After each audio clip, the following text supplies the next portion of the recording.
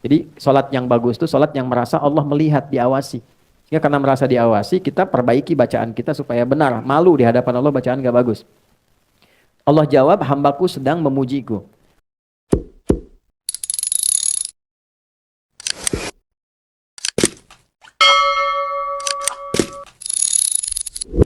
Assalamualaikum warahmatullahi wabarakatuh. Ustaz Adi, jazakumullah khair. Mudah-mudahan Allah berkahi antum, keluarga antum, ilmu dan semuanya, dan mudah-mudahan Allah jaga antum hingga surga Firdaus. Doakan kami juga semuanya agar dimudahkan menuju surga. Allahumma shalli wa sallim ala nabiyina Muhammad. Ustaz, ana ingin bertanya, di dalam sujud itu kan disyariatkan atau di beberapa titik sholat itu disyariatkan untuk berdoa juga, Ustaz. Nah, apakah boleh berdoa selain di waktu sujud dan di akhir sholat, katakanlah pada saat ruku gitu ya, Ustaz ya? Itu yang pertama. Kemudian yang kedua, ketika sujud kan bacanya tadi antum sudah jelaskan subhana rabbil a'la wa bihamdi Allahumma gfirli. Apakah lebih baik mana kita menambahkan doa lain yang berasal dari hadis dan Quran, atau kita mendalami ini saja dan memaknai maknanya, sehingga kita betul-betul waktunya hanya cukup untuk doa ini saja gitu, kalau kita memang betul-betul meresapi maknanya. Nah, lebih afdol yang mana, Ustaz? Syukran jazakallahu khair. Baik. Ada 4 keadaan. Pertanyaan yang pertama, di dalam sholat yang posisi ini bila baik dikerjakan cepat mengabulkan doa. Yang pertama dalam berdiri. Spesifiknya adalah dalam bacaan Al-Fatihah pada kalimat iyyaka na'budu wa iyyaka nasta'in. Dalilnya adalah hadis qudsi tersambung kepada Nabi, jalur sahabat Abu Hurairah radhiyallahu taala anhu. Kalimatnya qala Rasulullah sallallahu alaihi wasallam, qala Allah azza wa jalla, qasamtu shalah baini wa baina 'abdi wa li 'abdi ma sa'al. Nabi SAW menyampaikan, Allah Subhanahu wa taala berfirman dalam hadis qudsi, aku bagi salat menjadi 2 bagian antara aku dengan hambaku. Kalau hambaku benar mengerjakan bagiannya, maka apapun yang dia minta aku akan kabulkan. Idza qala al-'abdu alhamdulillahi rabbil alamin, qala Allah azza wa jalla hamadani 'abdi. Kalau hamba memulai membaca alhamdulillah rabbil alamin, maka aku jawab.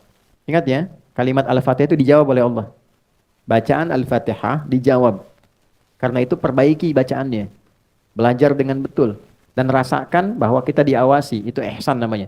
An ta'budallaha ka'annaka tarah fa illam takun tarah fa innahu yarak. Jadi salat yang bagus itu salat yang merasa Allah melihat, diawasi. Sehingga karena merasa diawasi, kita perbaiki bacaan kita supaya benar. Malu di hadapan Allah bacaan gak bagus. Allah jawab, hambaku sedang memujiku. Wa idza qala al-'abdu alhamdulillahi rabbil alamin, qala Allah azza wa jalla athna 'alayya 'abdi. Ketika hamba sampai ke kalimat Ar-Rahmanir Rahim, Allah menjawab, hambaku sedang menyanjungku. Wa idza qala al-'abdu maliki yaumiddin, ketika hamba sampai pada kalimat maliki yaumiddin, Allah menjawab, majjadani 'abdi, hambaku sedang mengagungkanku. Wa idza qala al-'abdu, ini poinnya, iyyaka na'budu wa iyyaka nasta'in, ketika hamba sampai ke kalimat, ya Allah, kau perintahkan aku ibadah, sekarang aku salat hanya untukmu. Dan kau perintahkan aku memohon kepadamu, sekarang aku minta hanya padamu. Karena prinsip sholat ketika diperintahkan itu senafas dengan permohonan solusi. Itu ada di Al-Baqarah ayat 45. Wasta'inu bisabri was sholat. Engkau punya masalah, terima dengan sabar, minta tolong lewat sholat. Lalu kita katakan, iyyaka na'budu, engkau perintahkan aku sholat, sekarang aku sholat padamu ya Allah. Ya, ibadah itu na'bud itu sholat maksudnya. Itu maksudnya Quran surah 20 ayat 14. Innani anallahu la ilaha illa ana fa'budni wa aqimis salata li dzikri. Wa iyyaka nasta'in, engkau perintahkan aku minta tolong, sekarang aku punya masalah ya Allah. Kepadamu aku mohon. Nah, ini sertakan dalam hati kita. Begitu sampai ke kalimat wa iyyaka nasta'in, sertakan di hati kita karena waktunya terbatas. Ya. Nanti langsung ditunjukkan oleh Allah dalam kalimat ihdinas siratal mustaqim. Digabungkan semua masalah kita di satu ayat. Siratal ladzina an'amta 'alaihim ghairil maghdubi 'alaihim walad dhalin. Nah, kalau kita sertakan dengan kalimat itu hajat kita di situ, dan Allah Maha tahu dengan keadaan hati kita seketika. Ya. Apa dalil prakteknya? Dalil hadis sudah, dalil kemudian di Qur'annya dengan praktek itu dialami dan dilakukan oleh Nabi Zakaria. Di Quran surah ketiga Ali Imran ayat 38 sampai dengan ayat ke-39. Okay. Nabi Zakaria bermohon dalam salat, dalam berdiri. Hunalika da'a Zakaria rabbah qala rabbi habli min ladunka dzurriyyatan thayyibah innaka sami'ud du'a. Di mihrabnya Maryam, Nabi Zakaria berdoa dalam salatnya. Beliau minta, ya Allah, manusia menghukumi aku tak mungkin punya keturunan. Maka aku mohon kepadamu dari yang tidak punya batas dalam pemberian. Aku mohon padamu saja, engkau pasti mendengar doaku. Kalau pada yang maha mendengar tidak terkabul juga, mohon tunjukkan padaku saat ini dengan cara apa lagi aku mesti memohon kepadamu. Fanadathul malaikatu wa huwa qa'imun yusalli fil mihrab. Maka setelah doa itu disampaikan, salatnya belum selesai. Langsung malaikat turun menyampaikan, Allah mengabulkan doamu, sedangkan beliau masih berdiri dalam salatnya. Itu poinnya, berdiri dalam salat. Oke, annallaha yubashshiruka bi Yahya. Allah kasih kabar gembira engkau akan punya anak namanya langsung dari Allah, Yahya. Jadi Yahya itu nama langsung dari Allah. Ya, artinya hidup. Yang mustahil menurut manusia ada bayi yang lahir hidup dari rahim perempuan yang divonis monopause dan mandul, maaf, bagi Allah tidak ada yang mustahil, lahir dan hidup dia. Kedua, saat ruku'. Jadi satu, berdiri. Dua, saat ruku'. Wa aqimus salata wa atuz zakata wa raka'u ma'ar raki'in. Al-Baqarah ayat ke-43. Itu sudah saya jelaskan. Yang ketiga, saat sujud. Tadi sudah kita uraikan. Yang keempat, sesaat sebelum salam. Di bagian doa terakhir. Nanti kita detilkan. Allahumma inni a'udzubika min azabi jahannama wa min azabil qabri wa min fitnatil mahya wal mamati wa min syarri fitnatil masihi dajjal. Setelah itu, isi dengan doa sebelum salam. Isi dengan doa. Ya, hadirkan, itu cepat terkabul. Bahkan nanti kita detilkan saat akan salam, kan baru sujud ya, baru duduk dan baru sujud. Kalau langsung salam kan batal salatnya. Jadi kita tahiyat dulu, di akhir ada rahasia besar. Saking besarnya rahasia ini, sampai-sampai ada seorang ulama minta anaknya mengulang sholatnya karena lupa membaca doa bagian akhir ini. Nah, bagaimana kisah dan turunannya? Nah, pertemuan berikutnya nanti saat masuk. Ini kan masih gambar dulu. Jadi itu 4 bagian. Itu satu. Yang kedua, teknis dari apa yang tadi disampaikan pada poin ini penting juga. Apakah kemudian kita melafazkan ya, atau kemudian menghadirkan saja pada diri kita untuk permohonan itu. Saya sudah pernah sampaikan kalau yang dimaksudkan sholat fardu, ya maka cukup bacakan yang dibimbing oleh Nabi sallallahu alaihi wasallam. Hadirkan permohonan dalam diri kita. Dan tidak boleh membaca Al-Qur'an dalam sujud. Jelas ya? Tidak boleh membaca Al-Qur'an dalam sujud. Kalaupun ingin baca dipahami sebagai bacaan doa, bukan bacaan Qur'annya. Ya, itu dalam salat-salat sunnah. Bukan salat fardu yang sudah detil bacaannya diikat dengan kalimat shallu kama ra'aitumuni usolli. Kalau salat sunnah lebih fleksibel. Ya, misal dalam salat sunnah pengen baca yang Al-Baqarah ayat terakhir itu. La yukallifullahu nafsan illa wus'aha. Jangan baca dari awal, posisikan sebagai doa bagian tengah. Rabbana la tu'akhidna in nasina au akhtana sampai ujung misalnya. Tapi jangan baca dari awal dan diposisikan sebagai ayat Quran. Pahami sebagai bagian doa. Karena nggak boleh baca Quran dalam sujud. Jelas? Saya kira itu Allahu a'lam bis-shawab.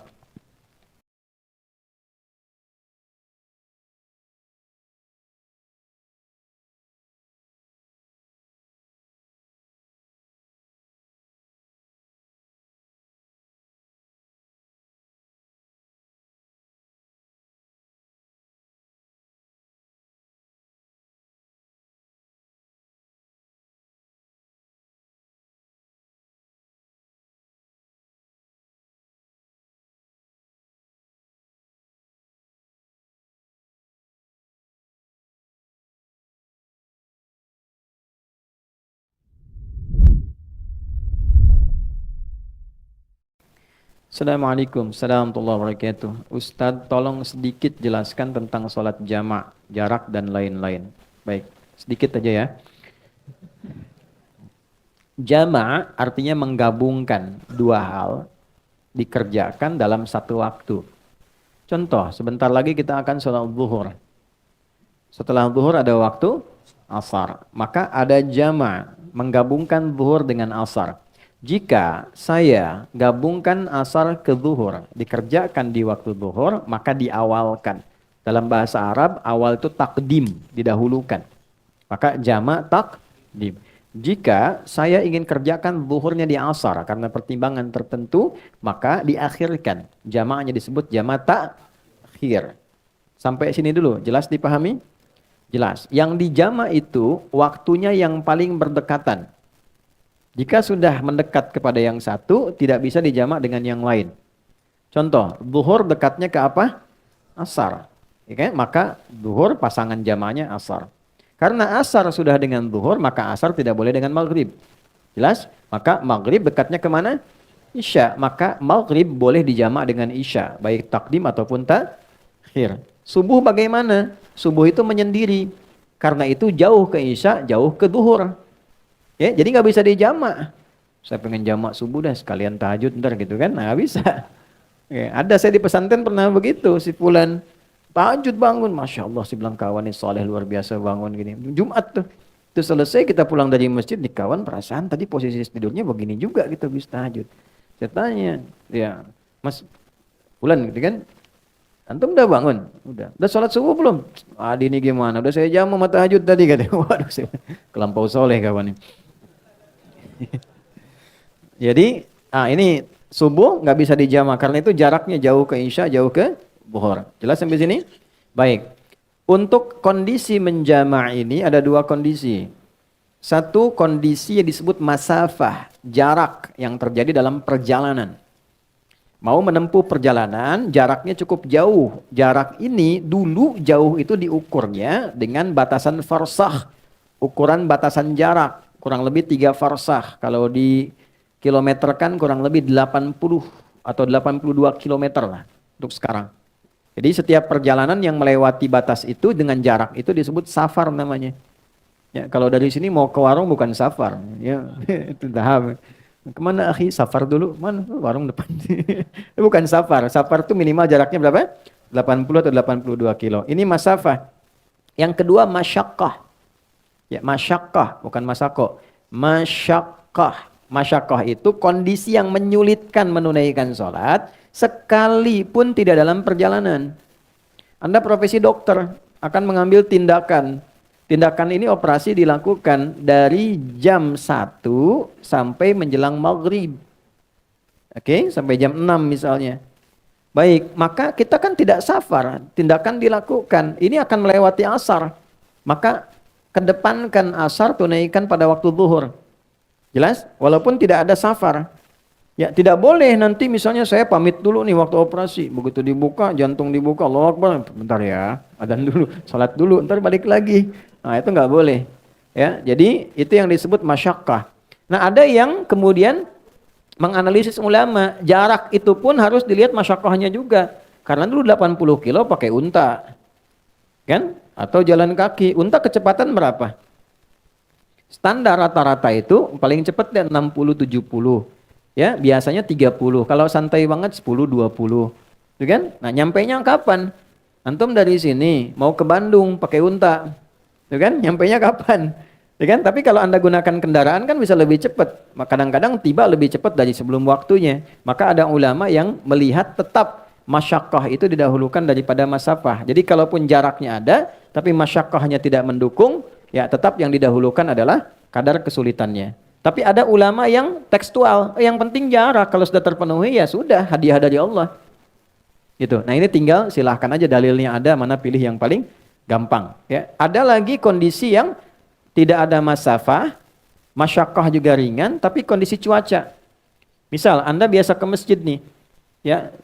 Jamaah maghrib sudah ke masjid, tiba-tiba mau isya hujan besar begitu, geledeknya di mana-mana, ya kan? Nah, itu boleh dijamak seketika juga. Jamak sama dengan isya. Lalu pulang, isya nggak ke masjid lagi.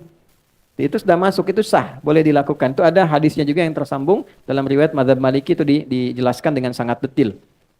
Kemudian, kalau zuhur berapa rakaat? 4. Asar berapa rakaat?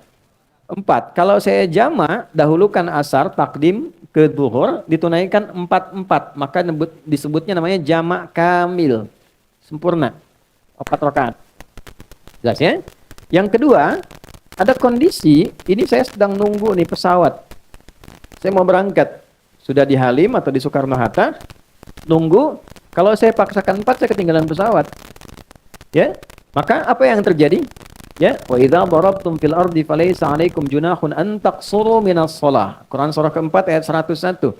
Tidak ada salahnya kalau engkau khawatir dalam perjalanan engkau mengkosor. Kosor itu mengurangi, memotong. Ya, dikurangi itu jumlahnya mesti genap, harus selalu genap. Jadi yang ganjil nggak bisa dipotong, dibagi 2. Ya, zuhur jumlahnya berapa? 4, bagi 2 berapa? 2. Hasilnya harus genap, paling minimal 2. Boleh. Ya, maghrib berapa rakaat? 3. Bisa nggak dibagi 2? Tidak bisa. Jadi nggak bisa dikosor maghrib, nggak ada 1,5. Oke, subuh berapa? 2. Sudah batas minimal, nggak bisa dikosor lagi. Udah 2 dikurangin lagi gitu kan? Nggak bisa. Ya, dan akhirnya pun jadi ganjil satu kan. Maka jumlahnya yang bisa dikosor cuma 3 waktu, zuhur, asar, dan isya.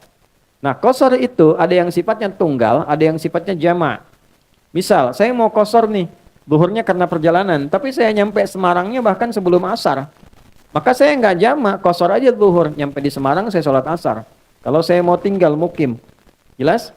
Nah, tapi kalau saya kondisinya memang di sana juga kegiatan, aktivitas, maka saya kerjakan sudah berangkat ke bandara, saya kosor, saya jamak dan kosor, gabungkan asar ke zuhur, masing-masing tunaikan 2 rakaat. Saya hadir di sini mengajar, saya kan lagi pergi nih, safar, jalan. Di sini saya ikut dengan Anda mukim tinggal di sini.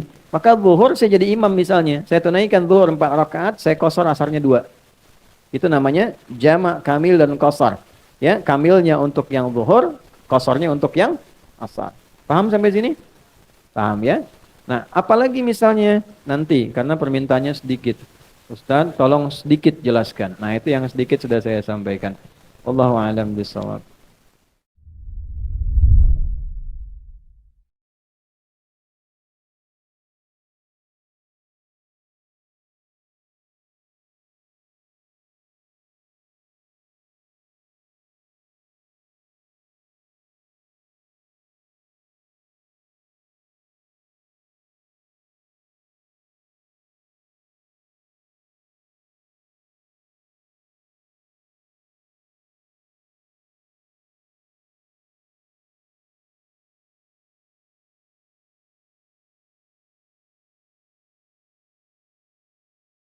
Masih ada waktu?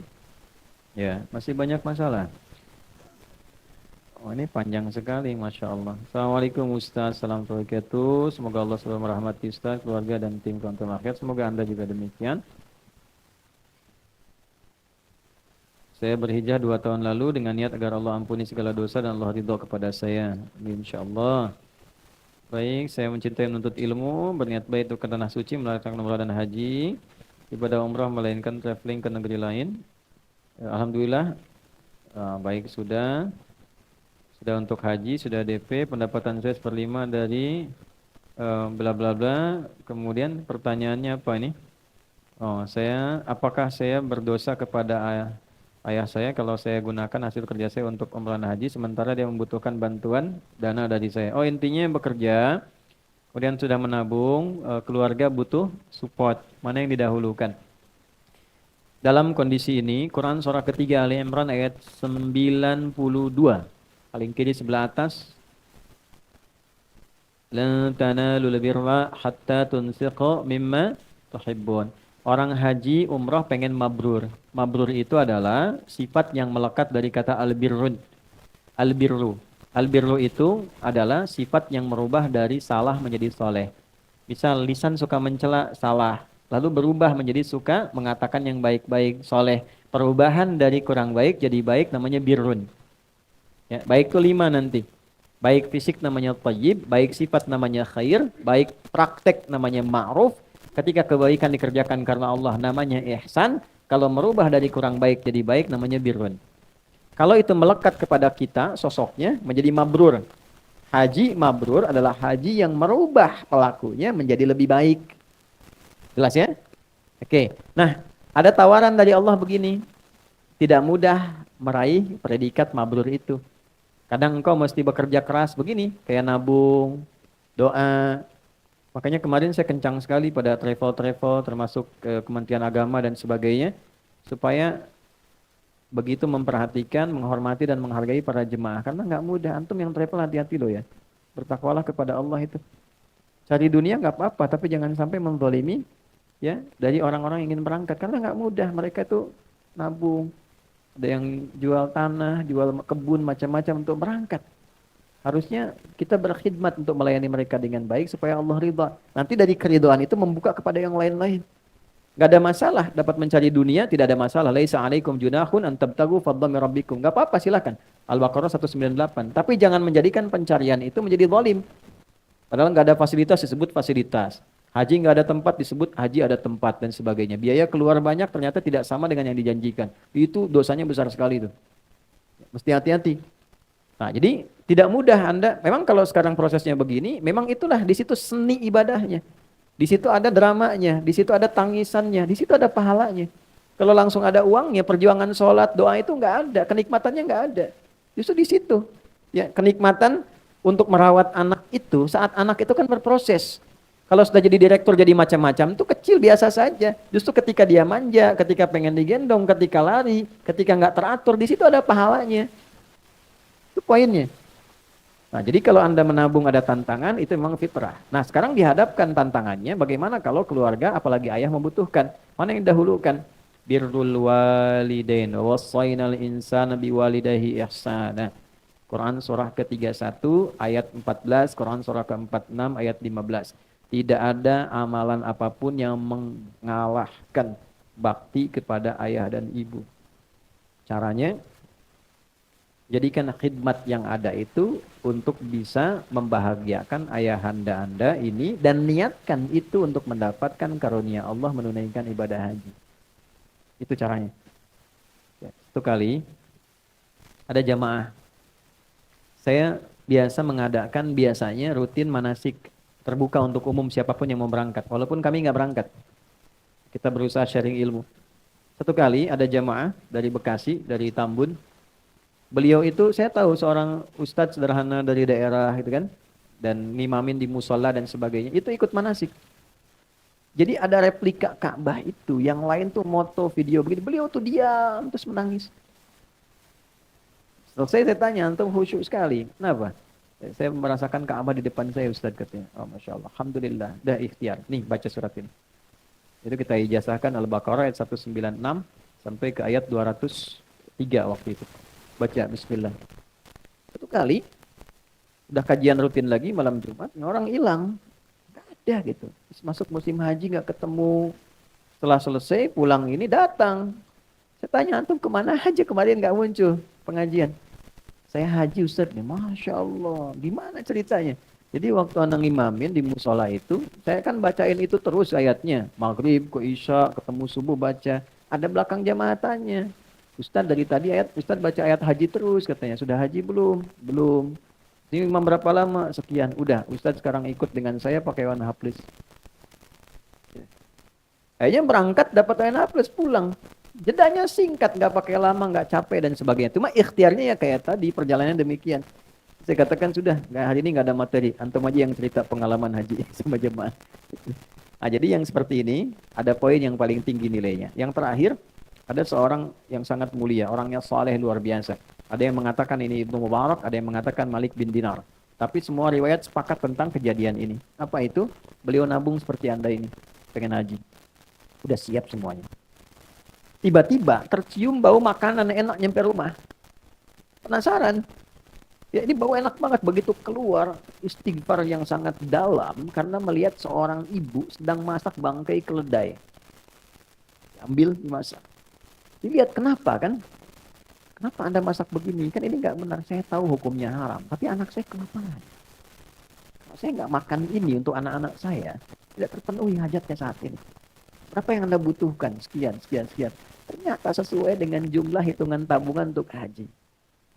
Maka diberikanlah keseluruhannya untuk ibu dan keluarganya itu tanpa berucap sedikit pun. Gak ada yang tahu. Istri gak tahu, anak ini gak tahu. Karena nabung itu kan sendiri aja buat siap-siap. Belum bilang, diberikan semua tanpa kalimat sedikit pun. Gak pasang status. Sebenarnya pengen haji ya, tapi untuk ridho Allah. Nah. Gak ada. Jadi diam aja, begitu balik, apa yang terjadi? Maka malaikat berikan informasi yang sangat menarik. Ya, ada dua hal. Yang pertama ini riwayatnya sampai. Yang pertama adalah Allah menerima hajinya dengan sifat birrun yang melekat padanya. Dan dia belum berangkat. Tapi kalimat dan status mabrurnya sudah lekat di sisi Allah. Yang kedua ini kalimat yang sangat viral. Kalaulah bukan perlakuan orang ini untuk menunjukkan keutamaan amalnya ya. Bukan yang seperti itunya, bukan. Keutamaan amalnya. Kalaulah bukan sedekahnya si fulan dengan sifat tadi, belum tentu diterima orang-orang yang menunaikan ibadah haji di waktu itu. Itu luar biasa. Karena ada orang yang berhaji labbaik itu ada jawaban malaikat dua. Ya, di sisi Allah. Jadi ada yang Allah langsung jawab labbaik Allahumma labbaik, langsung Allah jawab labbaik wa sa'daik. Ya, aku penuhi apa yang kau sampaikan, aku jamin kebahagiaanmu. Ada yang kedua labbaik Allahumma labbaik, la labbaik la sa'daik. Apa itu labbaik kata Allah? Enggak ada labbaik buat kamu. Ternyata harta yang dikumpulkan dari harta yang haram, makanannya haram, pakaiannya haram, niatnya tidak benar gitu kan. Maka ketika sampai di situ kalimatnya sederhana. Malaikat tuh ikut ketawa tuh. Labbaik Allahumma la labbaik la sa'daik. Apa labbaik? Gak ada labbaik. Ya. Ini bahasa ini ya, bahasa gambaran kita gitu. Jangan dipotong nanti malaikat ketawa, repot nih. Sih ada kontainer-kontainer tuh, pembuat konten nih kadang-kadang. Kontainer pembuat konten, kadang motong-motongnya nggak pas narasinya. Saya kemarin di WA, udah jenderal, udah ketua MUI macam-macam. Ustadz, intinya kami nggak diundang peresmian pesantren. Ya Allah, kapan saya resmikan pesantren? Belum diresmikan. Ternyata video itu adalah video bakti sosial. Angkatan Udara minta izin di tempat kami fasilitasi. Keluarnya narasinya peresmian pesantren Ustadz Adi Hidayat. Itu belum diresmikan. Ya, hati-hati ya. Ada aliran kedua ini yang bahaya, aliran makiyun namanya. Ya, tukang maki-maki. Nah ini ya, ngajinya yang betul.